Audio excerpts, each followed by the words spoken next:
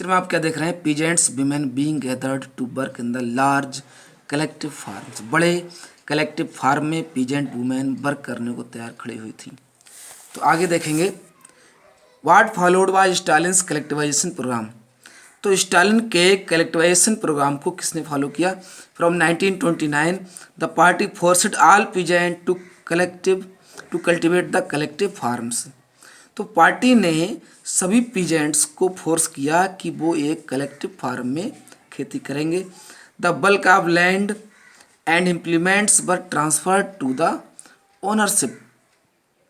तो बड़ी मात्रा में ज़मीन इम्प्लीमेंट की गई और ये ओनरशिप ऑफ कलेक्टिव फार्म्स, एक सामूहिक फार्म यानी सभी का खेत हुआ करता था, वो एक कलेक्टिव फार्म में ज़मीन चेंज कर दी गई। Peasants worked on the land, farmers land पर काम करते थे। एंड द कोलखाज, जो कुलाक्स लिखा गया था ऊपर, प्रॉफिट वाज शेयर्ड, और टोटल ज़मीन का प्रॉफिट शेयर किया जाता था। Enraged peasants resisted the authorities.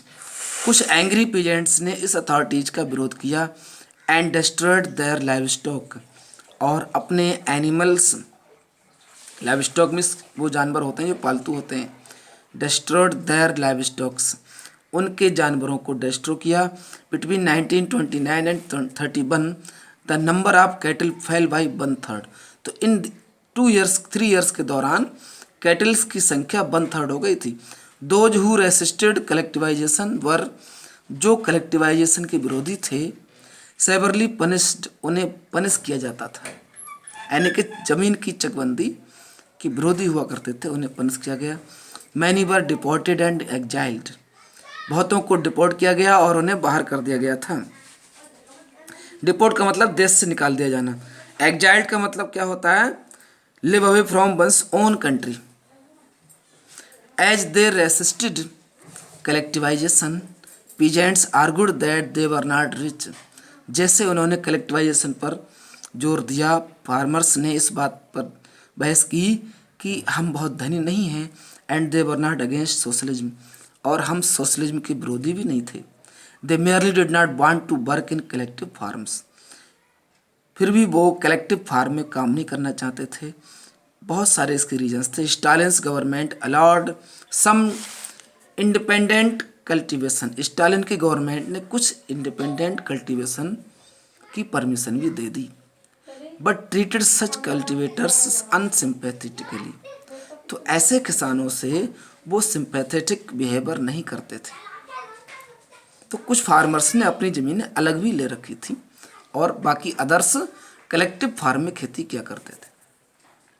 In spite of collectivisation production did not increase immediately, तो कलेक्टिवाइजेशन के बावजूद भी प्रोडक्शन तुरंत इंक्रीज नहीं हुआ। In fact the bad harvest of 1930-33 led to one of most devastating famines. वास्तव में एक खराब फसल ने 30-33 के बीच में सबसे विनाशकारी फेमाइन भी आया, जो सोवियत हिस्ट्री में बहुत अलग था। When over 4 million died, Soviet history में लगभग 4 मिलियन पीपल मारे गए थे। नेक्स्ट पर आप पे आते हैं। Many within the party criticise the confusion in industrial production under the planned economy. तो प्लानेड इकोनॉमी के अंतर्गत बहुत से पार्टी के ही मेंबर इस कन्फ्यूजन जो इंडस्ट्रियल प्रोडक्शन में था उससे के विरोधी थे, उसके आलोचक थे। And the consequences of collectivisation, और कलेक्टिवाइजेशन के जो रिजल्ट आया, परिणाम आए, उससे भी सहमत नहीं थे पार्टी के मेंबर ही, यानी कि बोल्शेविक पार्टी के member. Stalin and sympathisers charged these critics with, तो स्टालिन और उसके जो सिंपैथाइजर्स थे, जिन पर जो दया, जिनकी हेल्प किया करता था स्टालिन, उन्होंने charge these critics with conspiracy against socialism. तो इन क्रिटिक्स को, जो बुराई करने वालों को, सोशलिज्म के खिलाफ एक रणनीति का चार्ज लगा दिया स्टालिन और उनके सहयोगी ने। ऐसे आलोचकों पर समाजवाद के खिलाफ साजिश रचने का आरोप लगाया। Accusations were made through out the country, पूरे देश में एक्यूजेशंस तैयार की गई। And by 1939 over 2 million were in prison और लेबर कैंप्स। लगभग 39 तक 2 मिलियन लोग जेल में थे और लेबर कैंप में थे। एक्विजिशंस बना दी गई, यानी ऐसे घर हुआ करते थे जिनमें लोगों को इकट्ठा करके बंद किया गया था। Most were innocent of the crimes, कुछ उसमें इस क्राइम से बहुत ही इनोसेंट भी थे। But no one spoke for them, कोई उनके लिए नहीं बोलता था। Large number were forced to make false confessions, बड़ी संख्या में फोर्सिबली उन्हें एक झूठा आरोप स्वीकार करना पड़ता था। Under the torture and were executed, torture करते किया जाता था उनको और एग्जीक्यूटेड और मौत की सजा दी जाती थी। Several among them were talented professionals, बहुत से ऐसे इनमें हुआ करते थे जो टैलेंटेड प्रोफेशनल थे।